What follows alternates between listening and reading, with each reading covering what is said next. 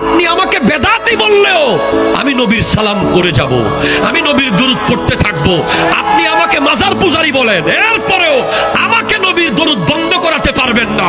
আমি বলে যাব যে আমার কবর এত লম্বা করে দিবা, নবী আসলে সেখানেও আমি দাঁড়িয়ে মিলাদ কিয়াম শুরু করে দেব।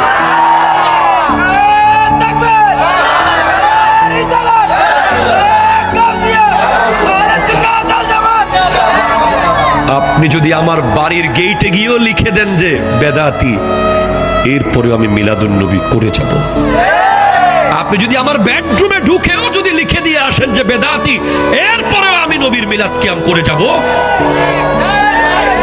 আমার নবীকে বলবো, ইয়া রাসূলুল্লাহ, আপনাকে ভালোবেসে একটু দাঁড়াতাম তাই বেদাতি বলতো, আপনাকে ভালোবেসে একটু মিলাদ করতাম তাই মাজার পূজারি বলতো। বলুক,